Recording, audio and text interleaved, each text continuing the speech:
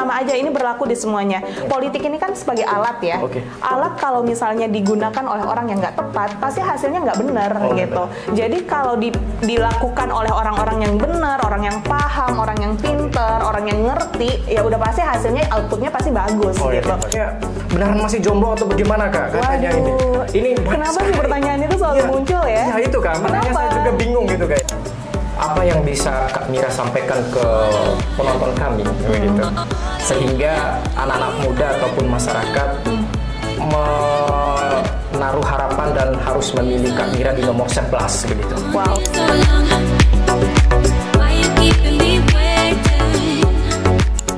Ya, Assalamualaikum warahmatullahi wabarakatuh, sahabat muda Kota Bima dan juga sekitarnya Kabupaten Bima dan juga Dompu dan Bima Raya lah. Kali ini kita kedatangan tamu lagi nih. Kita berkunjung dan silaturahmi di kediaman Kak Mira Midada Fahmid di Kota Bima. Setelah kita podcast nih beberapa kali dengan mungkin tokoh-tokoh kemarinnya dari Bang Fahri Hamzah juga yang kita tanya tentang politik, dan kemarin Pak PJ Wali Kota tentang kebersihan Kota Bima. Kita akan bertanya nih dengan sosok inspiratif kita, salah satu calon DPD RI dari Dapil Pulau Sumbawa ya, kayak Nusa Tenggara Barat. Astagfirullah. Dari Nusa Tenggara Barat. Beliau ini ya kan banyak yang nanya kemarin Kak soalnya sama kita. Kok banyak ini baliho pink ini siapa yang punya gitu kan? Gitu. Iya kan di Kota Bima ini dan juga sekitarnya, bahkan kemarin kita ke Lombok. Didominasi oleh baliho bercorak pink. Karena kita akan menuju 14 Februari. Ya, 14 Februari terkenal dengan Valentine Day-nya, iya kan. Jadi kita mainkan warna pink. Padahal nggak sengaja. Nggak sengaja juga Kak ya. Padahal nggak sengaja. Ya. Bisa diceritakan Kak ke kita ini kenapa mau sekali untuk terlibat di politik dan juga memilih DPD RI begitu? Pertama milih DPD RI itu karena memang saya sudah 3 tahun bekerja sebagai staf ahli di DPD RI. Jadi pemantik dasarnya di situ. Pemantiknya adalah karena sudah bekerja di sana, sudah paham, sudah ngerti, ada kekecewaan juga dan ada harapan yang besar, dan juga lebih ke kalau aku bisa bantu orang lain untuk membangun daerahnya, membangun Indonesia, kenapa bukan saya sendiri jadi aktor utama yang datang untuk membangun daerah. Jadi ini adalah momentum di mana saya kembali ke kampung, pulang kampung untuk bisa membangun daerah gitu. Ya, dan juga kan kita sudah tahu juga kayak kakak ini kan S1-nya di Makassar dan juga lanjut di luar negeri begitu. Dan sekarang lagi proses S3 di UI. Sangat luar biasa, anak muda yang mungkin salah satu di lokal kita di Bima ini yang bisa kita anggap bahwa pendidikan itu penting. Dan juga kita perlu perwakilan kita di legislatif, di eksekutif, bahkan di DPD RI itu yang punya potensi-potensi ke sana. Dan bisa diceritakan Kak, tadi lebih spesifik lagi, apa tujuan, mau ngapain ke sana begitu? Mau ngapain di DPD RI? Iya. Jadi gini, DPD RI ini tanggung jawabnya besar. Daerah yang kita wakilin gitu kan. Jadi Dewan Perwakilan Daerah. Perbedaan dengan DPRD Kabupaten Kota, Provinsi maupun RI, mereka adalah perwakilan rakyat. Sementara yang dilakukan oleh DPD RI adalah daerah, mewakili daerah. Satu provinsi yang diwakilin. Jadi bukan satu pulau tadi. Jadi satu provinsi yang diwakilkan tanpa ada backingan partai politik di belakang kita. Jadi tidak ada warna, tidak ada kepentingan satu partai tertentu. Yang kita perjuangkan adalah suara masyarakat di satu provinsi. Untuk apa tujuannya? Untuk bisa membangun provinsi tersebut. Ujung-ujungnya kemana sih pembangunan ini? Pembangunan untuk Indonesia. Jadi kita membangun daerah untuk Indonesia, gitu. Membangun desa untuk daerah, membangun daerah untuk Indonesia. Jadi seperti itu. Jadi kita melakukan usaha untuk membangun Indonesia menjadi jauh lebih baik lagi melalui daerah-daerah kita, gitu. Ini tanggung jawab yang sangat besar. Dan tentu banyak harapan di dalamnya, karena ya kalau misalnya nih aku nanya nih, tahu anggota DPD RI yang sekarang nggak yang wakilin NTB gitu. Dan ini nggak cuma terjadi di NTB, di provinsi lain juga terjadi hal seperti itu. Dalam artian memang tidak banyak anggota DPD RI yang saat ini menjabat atau yang sebelum-sebelumnya menjabat itu memang tidak sebegitu populer di masyarakat. antara dia tidak populer atau memang kinerjanya yang memang belum dirasakan langsung gitu ya oleh masyarakat. Cuma ini tricky juga nih. Karena anggota DPD RI ini berhubungan dengan pemerintah daerah, jadi kita tuh tidak bisa menyelesaikan masalah masyarakat secara langsung gitu di dalam jangka pendek gitu. Nah, anggota DPD RI ini selalu berusaha untuk membangun komunikasi dengan para pimpinan daerah. Menjadi jembatan antara pemerintah pusat dengan pemerintah daerah. Menjembatani aspirasi masyarakat melalui kepala daerahnya yang kita perjuangkan di tingkat pusat, kemudian kita kembalikan apa yang bisa kita dorong dari pusat untuk daerah gitu. Jadi tanggung jawab yang sangat besar, kalau kita tidak lakukan dengan maksimal ini sayang gitu. Jadi inilah yang menjadi alasan kenapa Mira itu mau mengambil jalur ini, jalur politik melalui channel DPD RI gitu. Kenapa bukan DPR RI? Kenapa bukan DPRD, kabupaten, kota, provinsi? Ya karena ada nilai-nilai yang jujur saya masih jaga. Ada value, ada banyak hal yang saya jaga, dan ini hanya bisa terjadi menurutku di DPD RI. Karena apa? Karena kita jalan independen. Tidak ada warna partai, tidak ada kepentingan suatu kelompok tertentu. Yang kita utamakan adalah suara rakyat dan juga bagaimana cara kita membangun daerah gitu, membangun masyarakat, membangun peradaban, membangun daerah gitu. Jadi niatnya di situ. Dan juga Kak Mira ini kan masih milenial banget, 29 tahun ya kayak kalau nggak salah, dan juga kita tahu pemilih pemula dan juga generasi Z dan generasi milenial sangat luar biasa banyak, luas, termasuk di Pulau Sumbawa, di Pulau Lombok, Nusa Tenggara Barat begitu. Kalau seandainya nih Kak Mira ada di dalam, apa yang ingin diwakili berkaitan dengan generasi-generasi muda kita ini di sana nanti begitu? Jadi gini, ketika kita bicara masalah pembangunan daerah, semua generasi harus include.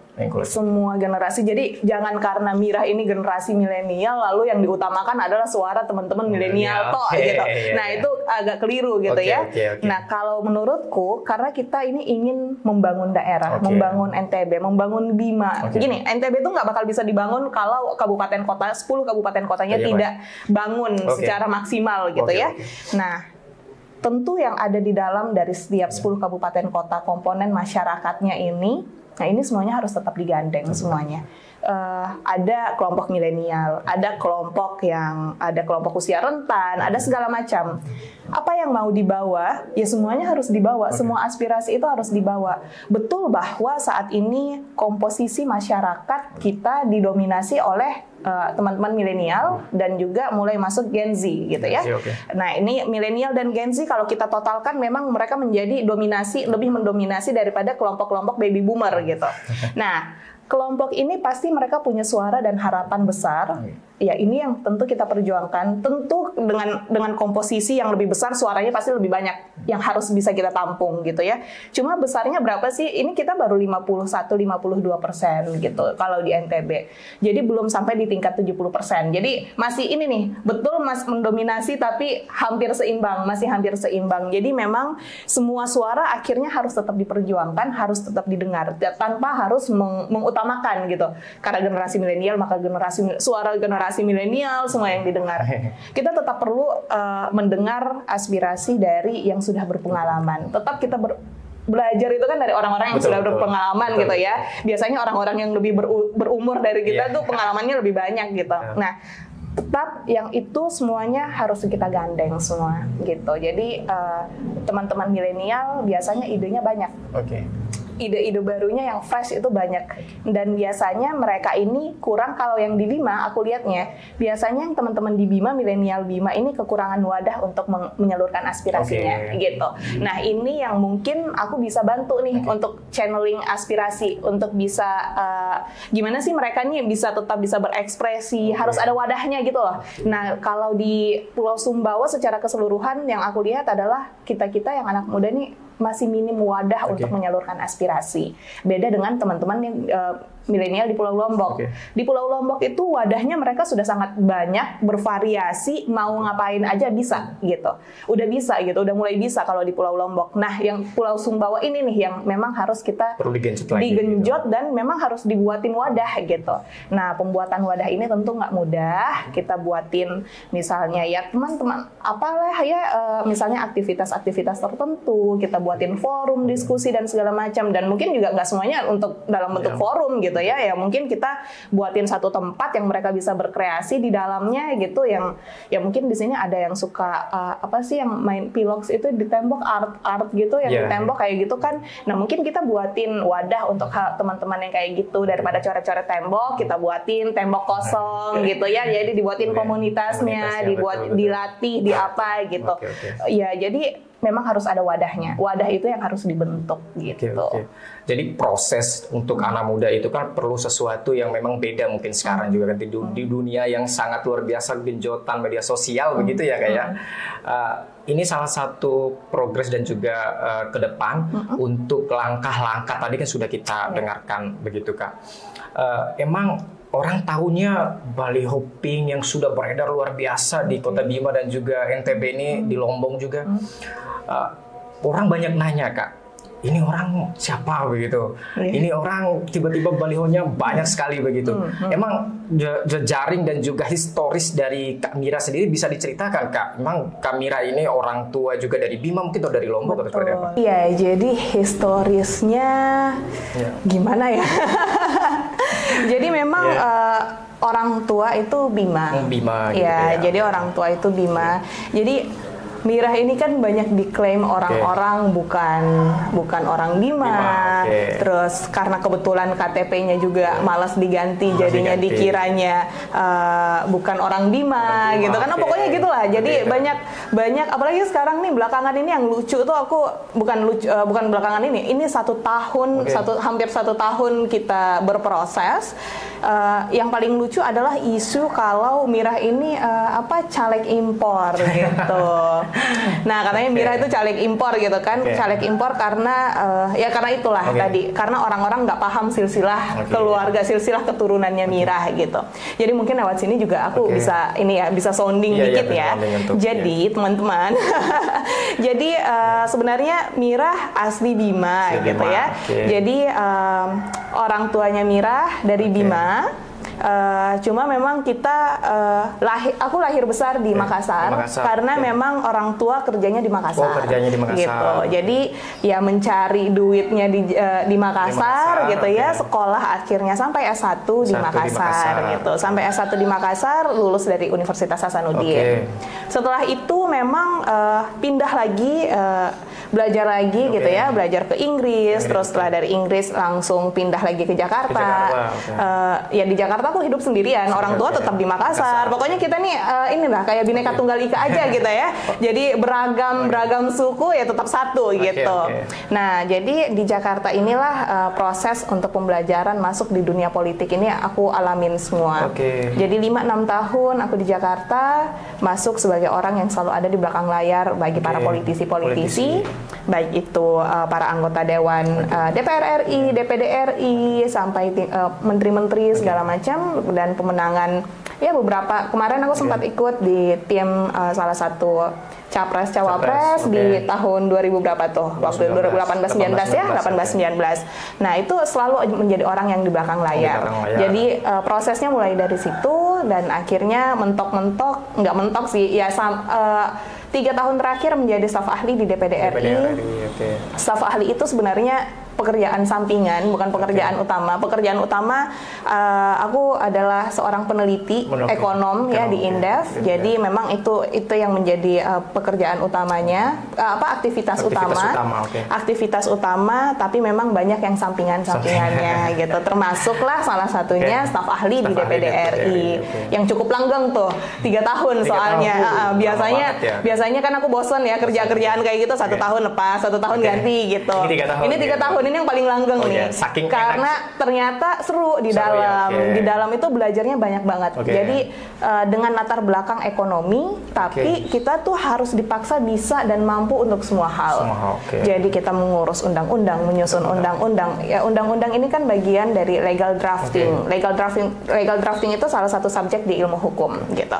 Jadi akhirnya harus belajar dengan ahlinya dan harus bisa langsung ngerti dan harus bisa mengimplementasikan dalam waktu singkat gitu. Kebetulan pas aku masuk itu kita lagi ngurus undang-undang cipta kerja dengan teknik omnibus law. Jadi ketika semua orang juga masih belum paham dengan teknik omnibus law, kita sama-sama belajar dan dalam waktu yang sangat singkat ya kita harus kebetulan untuk di bagian aku di DPD RI kita kebagian 32 undang-undang yang kita harus revisi, kita harus baca, kita harus undang semua narasumber, para ahli dan segala macam, dan kita harus revisi 32 undang-undang dan kita harus perdebatkan itu ketika kita rapat tripartit bersama pemerintah dan DPR RI. Pokoknya heboh gitu. Jadi banyak sekali pembelajaran baru yang aku dapatkan selama 1 tahun pertama di DPD RI, makanya aku yang kayak pengen lagi deh, lanjut lagi dan akhirnya sampai 3 tahun, dan 3 tahun itu akhirnya aku mikir nggak bisa nih, kayaknya harus aku yang maju.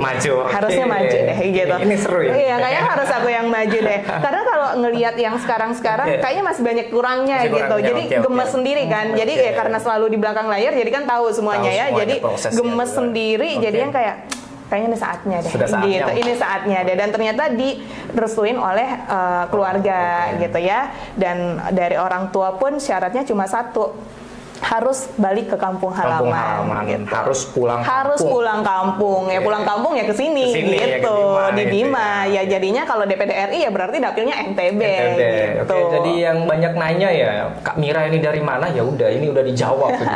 Ini bukan impor ya kan, seperti tadi. Betul, caleg impor. Apalagi naturalisasi ya, bukan. Cukup timnas saja. Iya betul. Oke, jadi Kak, tadi sudah kita tahu historisnya. Ini mungkin kita udah banyak tadi ngobrol berkaitan dengan Kakak segala macamnya tadi. Yang ingin saya tanya lagi satu nih Kak, ini sudah numpuk di kepala saya ini dari kemarin, ingin tanya. Banyak yang bilang Kak, DPD RI itu kan apa sih fungsinya gitu? Bahkan ada yang bilang nggak fungsi gitu katanya, bubarkan aja, bahkan ada gitu-gitu kan. Nggak fungsi, udah ada DPR, udah ada MPR, ngapain ada DPD lagi? Menurut Kak Mira yang sudah berproses lama di situ sebagai staf ahli juga, penting nggak sih ada DPD RI begitu? Penting banget. Penting banget ya Kak? Kalau DPD RI, kalau di Amerika Serikat itu kan dia senatornya, jadi dia yang paling tinggi ya. Nah, DPD RI ini memang dari sisi kekuatan hukum memang tidak se powerful DPR RI. Saat ini memang yang paling tinggi powernya kalau kita perhatikan DPR RI gitu ya. Kenapa seperti itu? Karena DPR RI itu memegang hak anggaran, hak budgetingnya ada di situ. Jadi APBN kita, alokasi belanja pemerintah itu harus diketok oleh anggota DPR RI gitu. Kalau nggak diketok nggak ada nih, nggak ada putaran program, anggaran dan segala macam gitu. Jadi semuanya ada di tangan DPR RI saat ini. Jadi tugasnya DPD RI itu apa sih? DPD RI dengan DPR RI itu kurang lebih hampir mirip. Bedanya cuma di budgeting aja. Jadi kita tuh sama-sama punya di bagian legislasi ya, di bagian kita ngurus undang-undang. Buat undang-undang baru, ngerevisi undang-undang, ngusulin undang-undang, dan bagaimana kita mantau realisasi pelaksanaan undang-undang di lapangan, itu kita sama-sama lakuin. DPD RI dan DPR RI melakukan hal tersebut. Kita sama-sama punya agenda reses. Dalam artian kita sama-sama turun ke lapangan, menyerap aspirasi dan segala macam. Bedanya apa? Kalau kita lihat nih, DPR RI, DPRD, kabupaten, kota, provinsi, mungkin aja ketika mereka reses itu mereka udah bawa programnya langsung turun. Jadi udah ada oleh-oleh ceritanya. Jadi masyarakat tuh yang datang ketika mereka reses, kumpul gitu ya, masyarakat yang dikumpulkan ketika reses tuh happy gitu ya, karena oh iya kita sekarang ada masalah bibit misalnya, ada masalah pupuk, udah ada nih yang dibawain, ada bantuan sedikit gitu ya, mungkin nggak bisa cover semua tapi udah ada yang bisa dibawa gitu. Jadi masyarakat pulang tuh yang kayak beban hidupnya ada yang terangkat sedikit. Nah bedanya sama anggota DPD RI itu kita nggak bisa kayak gitu. Kenapa nggak bisa kayak gitu? Karena kewenangannya memang tidak di situ. Ketika kita datang reses, kita mendengar aspirasi masyarakat apa, masalahnya di bawah apa, kita kemudian perjuangkan di tingkat pusat. Kitalah yang datang sendiri ke kementerian-kementerian terkait.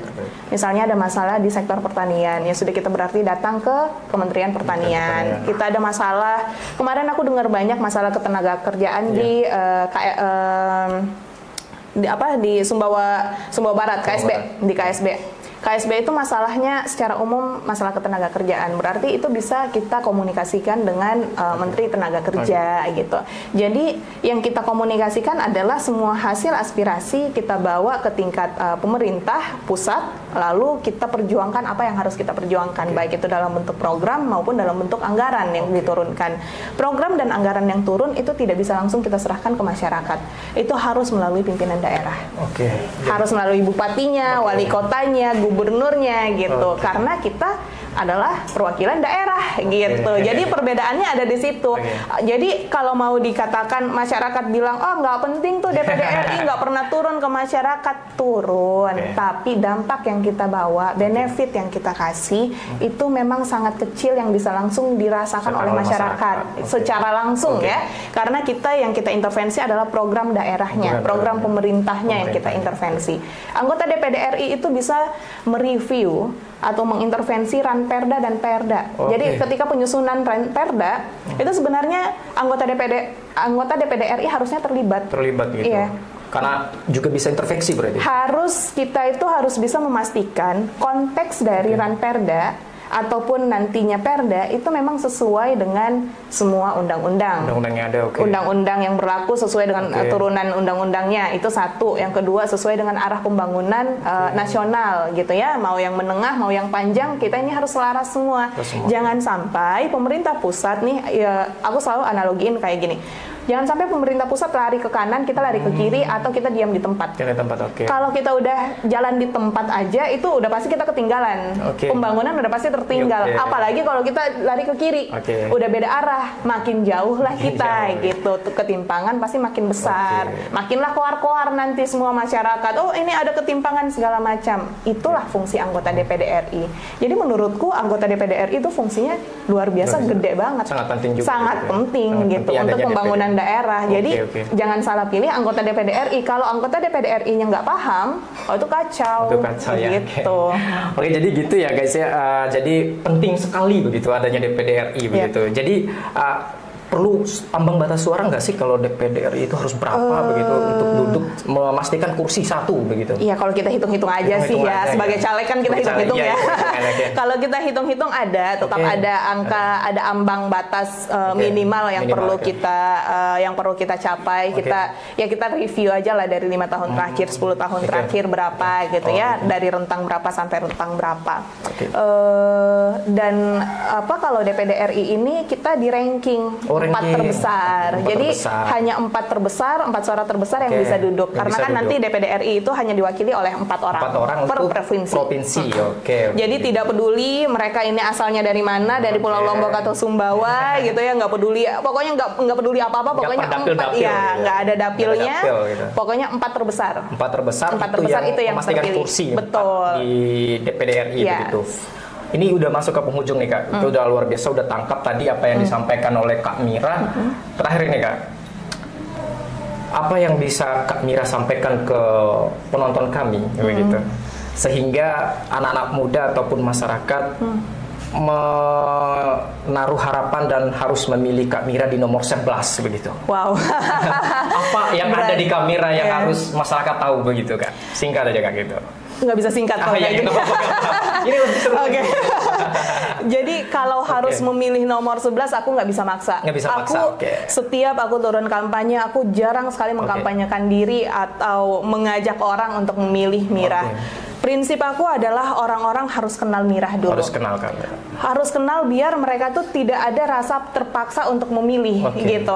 Dan jangan sampai, kalau aku pesannya ke semua masyarakat adalah jangan sampai milih calon anggota DPD RI karena fotonya cantik.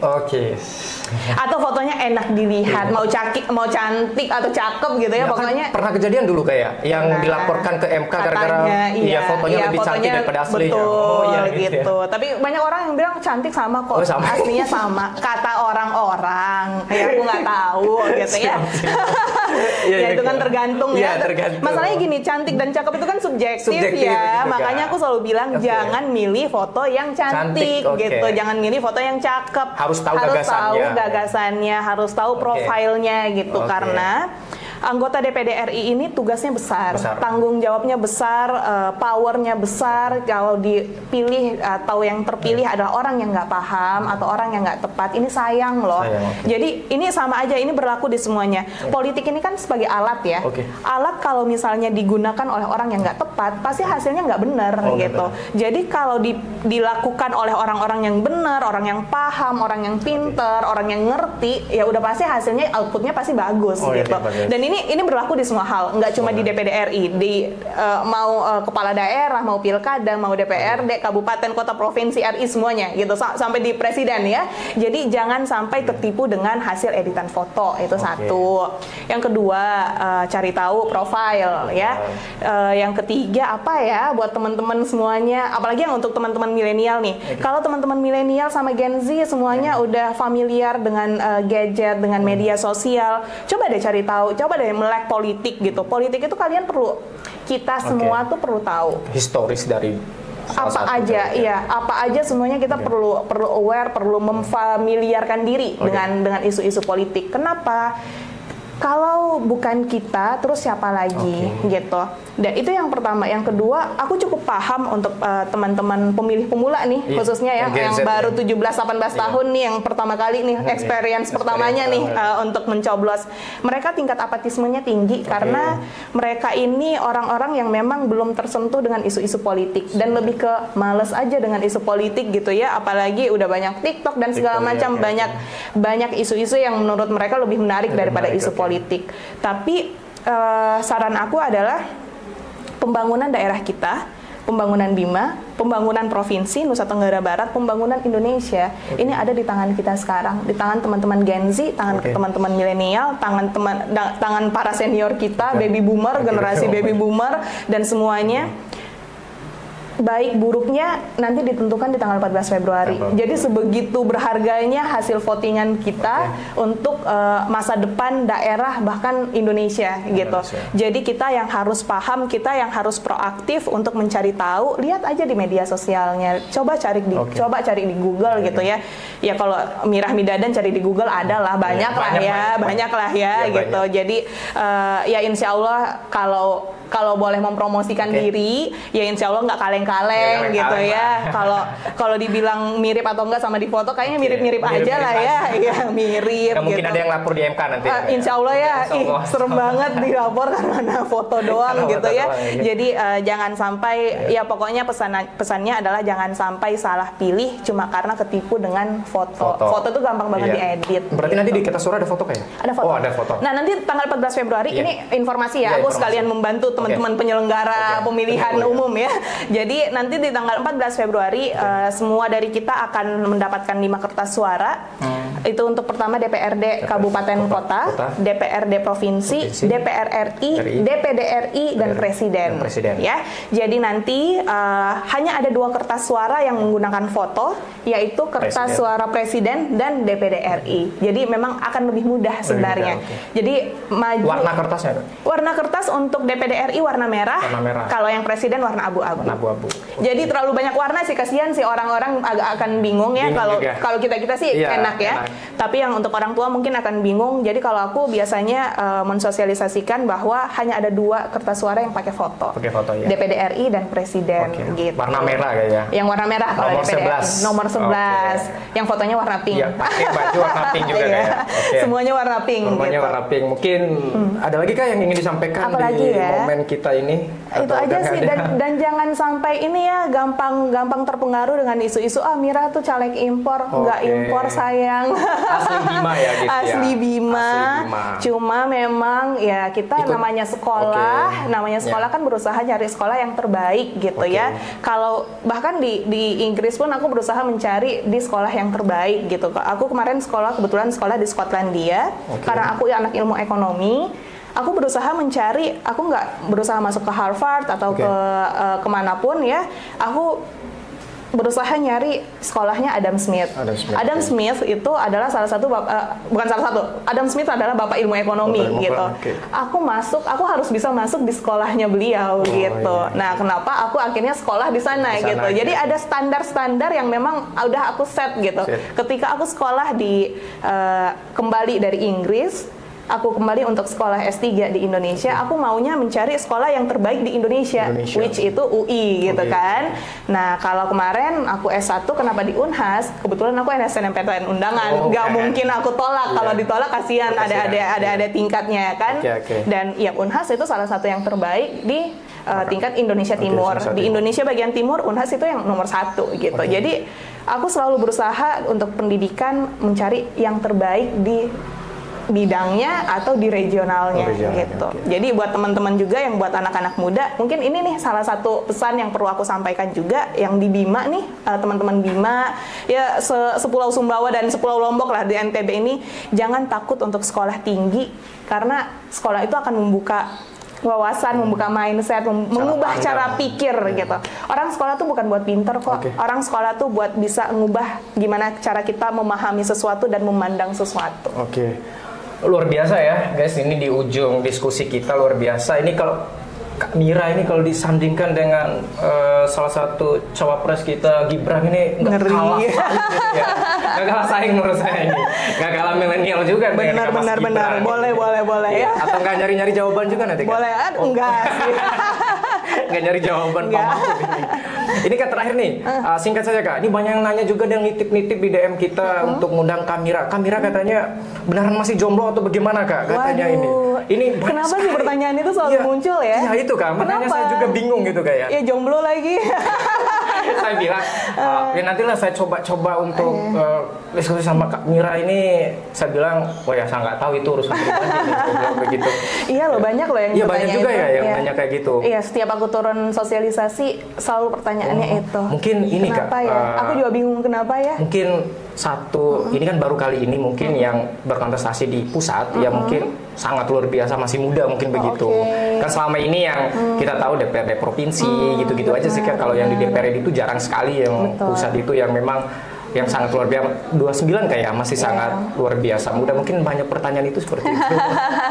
Makanya banyak sekali netizen itu yang mungkin ini gini ya tau lah bagaimana netizen kita ini paling nggak cuma netizen, masyarakat yang orang tua juga nanyanya itu. Jadi agak bingung ya, agak bingung karena pertanyaan itu ada selalu, setiap ada sesi tanya jawab salah satu pertanyaan yang muncul tuh itu. Tapi maksud saya itu sebagai kelebihan juga Kak. Bagaimana kita Kamira sebagai salah satu anak muda itu kan menjadi salah satu fansnya juga di Kota Bima dan juga sekitarnya. Dan ibu-ibu ini kan pasti aduh anak saya kan biasa gitu. Kalau ada pernah turun, ada kayak itu nggak mau sama anak saya, cakep loh anak saya, aduh takut. Seperti itu ya guys, mungkin itu aja Kak. Terima kasih, sangat luar biasa podcast kita kali ini. Mungkin itu saja ya guys teman-teman. Mungkin kita ketemu lagi di toko-toko selanjutnya. Siapa lagi yang perlu kita undang, toko nasional ataupun toko-toko lokal yang ada di Bima, nanti kontak-kontak saja kita di DM IG ataupun komen aja di YouTube kita ya. Mungkin itu aja, sekian dan terima kasih. Terima kasih Kak. Terima kasih ya.